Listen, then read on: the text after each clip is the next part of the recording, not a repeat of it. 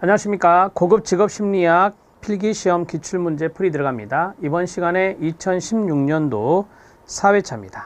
2016년도가 두 번 출제가 됐습니다. 그래서 앞으로 두 번 남았습니다. 두 회차가 남았는데요.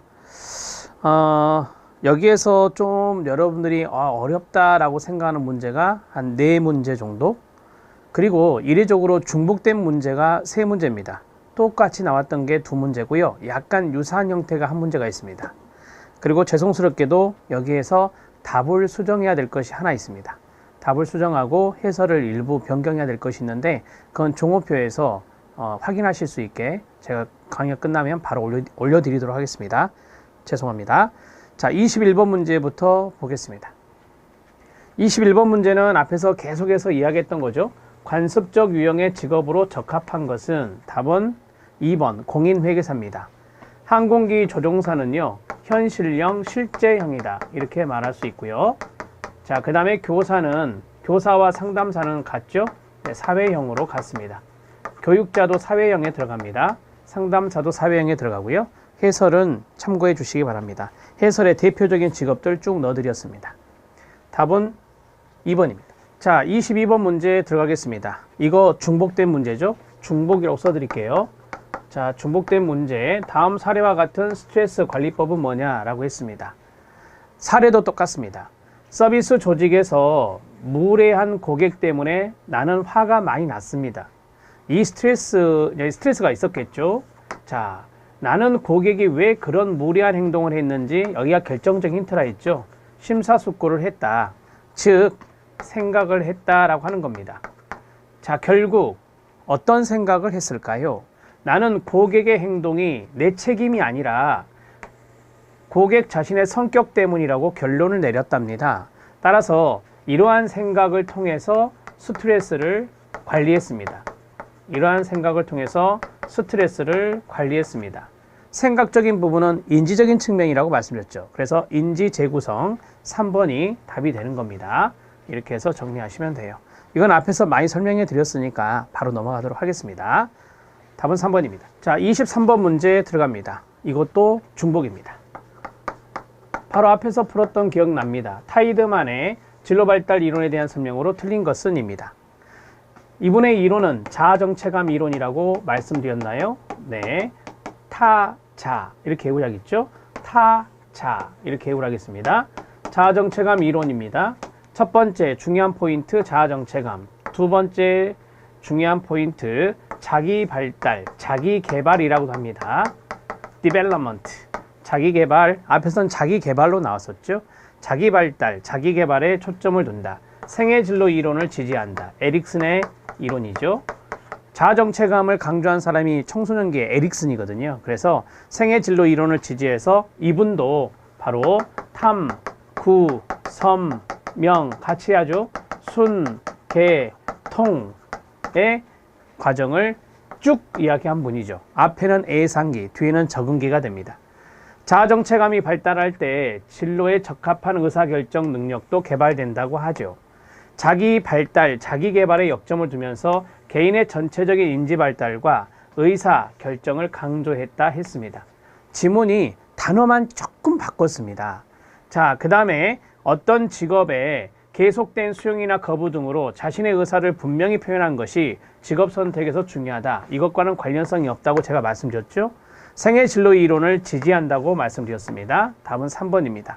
중복된 문제는 앞에서 설명을 많이 했기 때문에 이 정도로 하고 넘어가겠습니다. 99% 유사한 내용입니다. 24번 문제는 별표 쳐야 됩니다. 두 변인 간의 상관의 정도입니다. 여기에 영향을 미치는 요인이 아닌 것은 입니다. 해설은 참고해 주시고 이 문제에 나온 지문들만 보고 문제를 풀겠습니다. 자, 범위가 축소됐다라고 했어요. 1번 범위의 축소. 자, 범위의 축소는요. 자, 이렇게 범위가 있으면 이렇게 범위가 축소되면은 분산성이 축소되는 겁니다. 이게 분산성과 연관성이 있습니다. 분산성과 연관성이 있는데 범위가 축소가 되면요. 범위가 축소가 되면 분산의 정도가 줄어들겠죠. 분산의 정도가 줄어듭니다. 분산, 흩어질 산자, 흩어짐의 정도가 줄어듭니다. 왜냐하면 범위가 축소되니까. 따라서 분산의 정도가 줄어들잖아요. 그러면 상관계수, 감마라고 하거든요. 이 상관계수도 줄어들게 됩니다. 대개 우리가 어떤 것이 낮고 어떤 것이 높다, 어떤 것이 높고 어떤 것이 낮다, 그런 것들을 우리가 부적 상관이라고 하고요. 같이 움직일 때, 높을 때 높고 낮을 때 낮으면 이것은 정적 상관이라고 하거든요. 이러한 것들이 일종의 방향적인 측면이에요. 이 방향적인 측면인데 이 분산의 정도, 상관의 정도, 이 두 가지를 보았을 때 분산의 정도가 낮을 때 상관계수가 줄어듭니다. 그래서 이거는 상관의 정도와 연관성이 있어요. 범위의 축소는 상관의 정도와 관련성이 있다. 정도와 관련이 있다. 이렇게 보시면 되는데, 자, 우리가 이제 범위의 축소는 여기 보면 분산의 정도가 줄어들면 상관의 정도가 상관이 거의 없다라고 봐요. 그래서 우리가 이것을 상관계수가 줄어들면 줄어들수록 상관성이 낮다라고 하는 거죠. 상관성이 낮다. 이렇게 해석하는 거예요. 아, 범위가 축소되면 상관의 정도는 낮아지구나. 이렇게 정리하시고요. 그래서 이거는 맞습니다. 그 다음에 단위의 변경입니다. 단위의 변경은 상관없습니다. 제가 앞에서 말씀드렸죠. 플러스 마이너스, 이게 정적 상관, 부적 상관인데 이거는 상관의 방향을 결정하는 거예요. 그래서 단위의 변경은 자, 플러스, 마이너스 이런 단위를 우리가 변경한다 라고 보았을 때 이거는 상관의 정도가 아니라 상관의 방향이다. 이렇게 정리하시면 돼요. 자, 플러스가 정적 상관이고 마이너스가 부적 상관인데, 정적 상관은 증가하면 증가하고 감소하면 감소하는 이런 방향성이라고요. 부적 상관은 증가하면 감소하고 감소하면 증가하는 이렇게 엇박자랄까요? 그러한 방향을 이야기하고 있는 거죠. 이런 것들이 바로 상관의 정도가 아니라 방향이니까 2번 지문은 틀린 거예요. 자, 집단의 구분입니다. 집단의 구분은 이제 집단을 구분하는 거하고 집단을 통합하는 거랑은 또 이제 연관되어서 생각할 수 있는데, 두 번째는 집단의 구분이나 집단의 통합은 상관의 정도에 영향을 끼칠 수 있습니다. 상관 정도에 영향 미친다. 이렇게 보시면 돼요. 자, 예를 들어서 이 집단이 정적 상관의 집단일 수도 있고 부적 상관의 집단일 수도 있거든요. 그래서 정적 상관의 집단을 부적 상관의 집단에 통합하거나 아니면 통합되어 있는 집단을 구분하거나 그러면 상관의 정도가 영향을 받겠죠. 이렇게 정리하시면 돼요. 자, 이 집단은 정적 상관의 집단이거나 또는 부적 상관의 집단이다. 그래서 부적 상관은 뺐습니다. 부적 상관의 집단이다. 이것을 이렇게 구분하거나 아니면 이 두 가지를 통합하거나 할 때 상관의 영향을 받겠죠. 영향을 끼칠 거 아닙니까? 상관의 정도에. 자, 극단값입니다. 극단값은 중간 점수를 제외하는 거죠. 중간 점수를 제외하면 당연히 이 극단값은 상관의 영향을 줍니다. 극단값은 중간 점수가 제외되는 것과 연관성이 있죠. 자, 극단값은 중간 점수에 제외를 하겠는데 이걸 그림으로 좀 설명을 하겠습니다. 간단하게 설명할게요. 이런 그림이 있다라고 가정해 보세요. 그러면 여기에 중간 점수가 있잖아요. 이 중간 점수가 제외된다. 이 돼지꼬리표입니다. 이렇게 제외가 된다. 그럼 남는 것은 바로 여기와 여기가 남겠죠. 우리가 일명 이것을 극단값이라고 말할 수 있어요. 이거는 최하고 이거는 최대가 되잖아요. 그래서 여기 없다면 영향을 받을 수밖에 없잖아요. 그죠? 중간 점수가 없으면 극단값이 적용되기 때문에 상관의 영향을 받을 수 있겠죠. 그래서 극단값도 상관의 정도에 연관이 있다. 관련이 있다 라고 보시면 됩니다. 상관이라는 것을 너무 어렵게 생각하지 마시고요. 서로 관련성을 보는 거예요. 그러니까 3개가 상관된다 그러면 3개의 관련성을 보는 거고 5개가 상관된다 그러면 5개의 상관성을 보는 거다라고 보시면 돼요. 알았죠? 이렇게 정리하시면 되고, 그 다음에 상관이라고 하는 것은 이제 방향적인 측면이 있고 정도적인 측면이 있는데, 뭐 한쪽은 증가하고 한쪽은 감소하면 이건 방향인 거죠. 방향. 이건 방향과 연관성이 있는 거예요. 그래서 플러스 마이너스로 그걸 결정하는 것이거든요. 예를 들어서 마이너스 이게 이제 마이너스 1에서부터 플러스 1까지 가요. 그래서 마이너스 0.95다. 그러면은 상관이 큰 거예요. 부적 상관이 큰 거죠. 그 다음에 플러스 0.85다. 그러면 1에 가깝잖아요. 그래서 이것은 정적 상관이 높다. 정적 상관이 크다라고 하는 거예요. 그러니까 플러스와 마이너스의 단위 변경은 방향을 나타내는 거지 정도를 나타내는 것은 아니다. 이렇게 생각하시면 돼요. 정도는 수치가 중요한 거예요. 수치가 0에 가깝냐 1에 가깝냐 절대값 1에 가깝냐 그걸 보는 거예요. 1에 가까우면 상관 정도가 큰 거고 0에 가까우면 상관이 없는 거고 이렇게 해서 정리를 하시면 됩니다. 답은 2번입니다. 제가 생각할 때 이거 나오면 그대로 나올 것 같아요. 그래서 단위의 변경이라고 하는 것은 상관의 정도 영향을 미치는 요인이 아니다. 이런 식으로 외워놓으시면 될 것 같아요.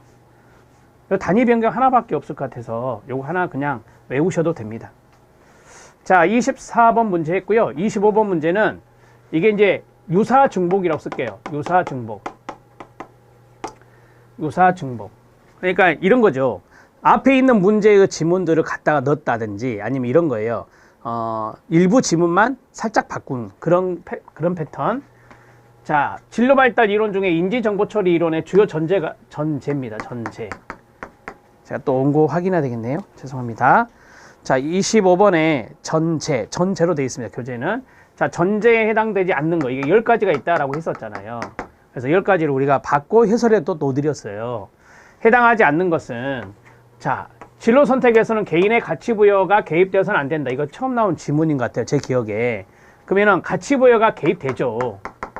가치 부여가 개입되는 그 근거가 뭔지 아세요? 컷합이 있어요. 이 컷합의 이 V가 뭐냐? value예요. value. 그래서 이게 바로 가치 평가라고 하는 거잖아요. 가치 평가적인 요소가 들어가요. 그러니까 개인의 가치 부여가 개입된다라고 보시면 돼요. 뭐 이 가치는 이 진로 선택에 있어서 이 녀석이 상당히 중요한 요소냐 그런 가치 평가를 하는 거죠. 그래서 가치 평가를 해서 우선순위를 정해서 나중에 이제 execution 뭐하죠? 실행을 하는 거예요. 자, 그 다음에 진로 선택하는 것은 일종의 문제해결 과정이라고 제가 말씀드렸었고, 그 다음에 고도의 기억력, 인지니까 기억력을 요구하는 과제가 문제 해결이 될 것이고, 그 다음에 지식 구조의 끊임없는 변화를 진로 발달은 포함한다. 이렇게 말씀드렸었잖아요. 그래서 10가지 내용 쭉 봐드린 것도 기억나시죠? 그래서 3가지는 기본 전제 10가지에 포함되어 있는 건데 여기에 1번이 잘못됐어요. 컷사비의 V를 생각하시면 됩니다. 26번 문제 들어갈게요. 이 문제 또 어려워요. 자, 직무수행 평가에서 행동 기준 평정 척도에 관한 설명으로 틀린 것은 이다. 자, 이거는 이제 2가지가 혼합된 거예요. 행동 기준이라고 하는 것이 있고 그 다음에 평정 척도라고 하는 것이 있어요. 그러면 이 행동 기준은 뭐냐? 중대사건법. 이게 이제 중대사건법이 여기에 들어갑니다. 중대사건법 플러스 레이팅 스케일 평정 척도가 되는 거죠. 이 2가지가 혼합된 형태를 우리가 바로 행동 기준 평정 척도라고 해요. 자, 그러면 수행 평가 중에서라고 했잖아요. 그러면 수행은 척도상의 평정이 되겠죠. 그래서 이게 평정 척도예요. 평정 척도고, 그 다음에 척도점들의 행동적 사건들이 제시되어 있다라고 했어요. 이 행동적 사건들이 뭐냐? 행동 기준이죠. 행동 기준. 이것은 중대한 사건에 해당되는 것들이야. 그런 것들을 우리가 이제 그 질문 문항에 넣는 거예요. 척도점이라는 것은 뭐 예를 들어서 5, 4, 3, 2, 1이다. 5, 4, 3, 2, 1이면 거기에 대해서 이제 각각의 문항들이 있을 거 아니에요. 거기에 대해서 이제 어떤 행동의 기준들을 쭉 나열하는 겁니다. 그래서 척도점에는 행동적 사건들이 제시되어 있는 거고요. 그러니까 1번이 핵심이고 2번이 이제 설명해 놓은 거죠. 이렇게 보면 되고, 그 다음에 평가자는 일정 기간 종업원을 관찰한대요. 이게 힌트예요. 지금 여기에 관찰이란 말 없잖아요, 여러분. 관찰이란 말이 없어요. 자, 그 다음에 중대사건의 빈도를 평정한다라고 했어요. 그럼 일정 기간 동안 종업원을 관찰해서 중대사건의 빈도를 평정하는 것은 말 그대로 행동관찰법이라고 하죠. 행동관찰법. 자, 행동을 관찰한다라는 말이 들어있어요. 그래서 Behavior Observation Scale, BOS라고 이야기하는 건데, 자, 중대사건의 빈도, 그러니까 그 종업원의 행동을 관찰해서 우리가 중대사건이라 하면은 뭐 잘한 행동도 있을 것이고 잘못한 행동도 있을 거 아니에요. 그러한 빈도를 측정하는 법이다라고 보시면 돼요. 이걸 행동기준 평정 척도는 아니에요. 그 다음에 중요 사건들이 해당 차원에서 얼마나 효과적인지 이 척도상에서 평정한다라고 해요. 그래서 이 중요 사건들이 이제 하나의 기준이 되는 거예요. 행동의 기준이 되는 건데 그것이 얼마나 효과적인지 그런 것들을 이 평정을 통해서 우리가 결과를 알 수 있다라고 보시면 돼요. 답은 3번입니다. 자, 이 문제는 여러분들 꼭 알아놨으면 좋겠어요. 직무 수행평가에서 행동기준 평정척도 답을 찾는 결정적인 힌트가 관찰이란 단어였습니다. 저기는 관찰이란 단어가 없어요.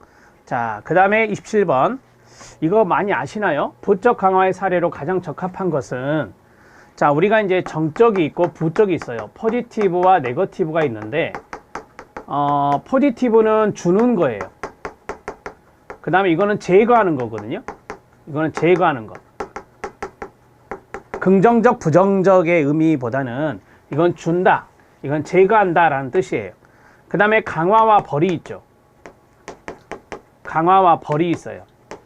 그럼 강화는 뭐냐면 바람직한 행동을 증가시키는 거예요.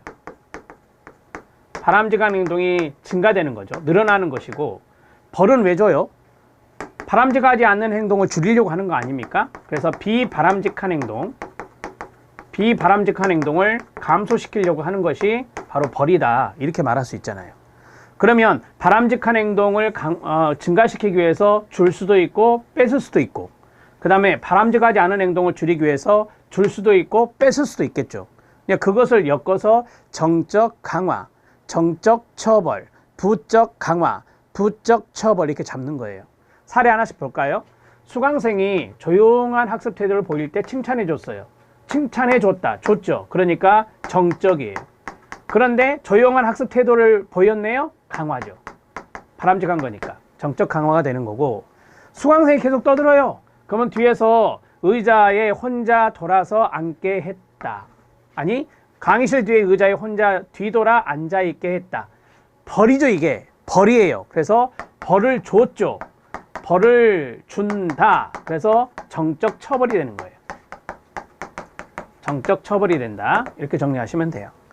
교실에서 조용히 하지 않으면 끊어요. 학생에서 상호받은 스티커를 회수해요.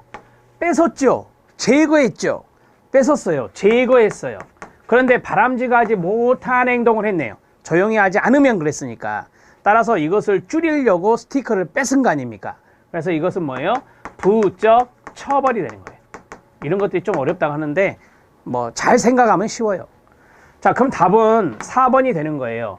어머니의 계속되는 잔소리가 듣기 싫어서 끊어요. 이 잔소리가 바로 혐오물이에요. 혐오물. 자, 듣기 싫대요. 제거하고 싶어요. 혐오물을 제거하고 싶어요. 학생이 책상에 앉아서 공부를 한다라고 했어요. 그러니까 이런 거죠. 학생이 공부 안 하니까 엄마가 잔소리 막 하는 거예요. 막 엄마가 자녀한테 이제 잔소리 하니까 앉아서 이제 공부하는 행동을 하는 거죠. 이게 바로 이제 바람직한 행동 아닙니까? 자, 바람직한 행동을 하는 것이니까 강화죠. 제거야? 이게 바로 부적 강화가 되네요. 부적 강화. 이와 유사한 사례가 뭔지 아세요? 안전벨트 매는 겁니다. 자동차에 탔어요. 안전벨트 안 매면 부조 소리가 크게 나잖아요. 이게 혐오물이에요. 소음이잖아요. 자, 그러면 그것이 싫어요. 그러니까 안전벨트를 매죠. 안전벨트를 매면 그것이 없어지잖아요. 그래서 똑같은 거예요. 잔소리 듣기 싫어서, 소음 듣기 싫어서 학생이 책상에 앉아서 공부하는 거나 안전벨트 매는 거나 같은 맥락으로 생각하시면 돼요. 답은 4번.